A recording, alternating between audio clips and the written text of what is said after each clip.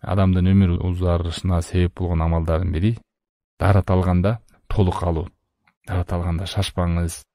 Дарат намаздын ачкычы, намаз бейиштин ачкычы, Аллахтын пардасын ачууга болгон кадам бул намаз. Мына ушу намаз ачылбайт, дарат болбосо, Аллахка жолу кайындап атам, бул нерсеге даярдык деп, ибадат деп даратка көңүл буруу. Алдыдагы келген дуасын айтуу, бисмилля деп дараттан кийинки дуаны айтуу, жана дарат алганда шашпай, кургак жер калтырбастан, сууну ысырап кылбастан толук алуу.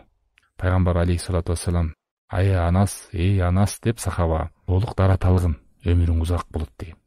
Ушул хадисте 9 жол менен келген деп айтат алымдар.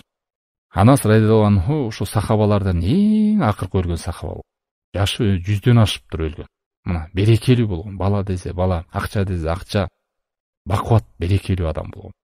Анан түшүнүп албайлы даратты толук алуу десе ысырап ракайынан ачып коюп, сууну шаркыратып коюп, пайгамбар алейхиссалату вассалам 3 жолдуза 5 жол жууп, андай эмес, ал маани эмес, кургак жери калбасын, пайгамбар алейхиссалату вассалам сүннөтүндөй болсун, болду. Ошол. Анан дарат үстүнө дарат ала бергенде туура эмес. Дараты бар болуп туруп эле, кайра да дарат ала берейин, даратым эскирип калды деп. Дарат көп алса өмүр узарат экен турбайбы деп. Шейх келтирет, кээ бир тептерде келген уруулар, кээ бир коомдордо барганда, чөлкөмдөрдө алар адат кылып алгандарын көрдүк дейт. Даратсыз жүрбөчү эле, даратты сынса эле кайра адат кылып, кайра эле дарат алып. Себеби деген бул дарат менен жүрүү дагы бул сыр ибадаттардан. Сизди себеби билбейт.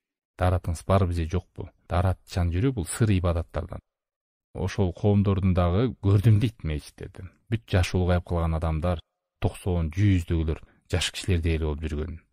Аллаху алам, ошол даратка бекем болгондугунанбы деп ойлоп коём деп келеткенде.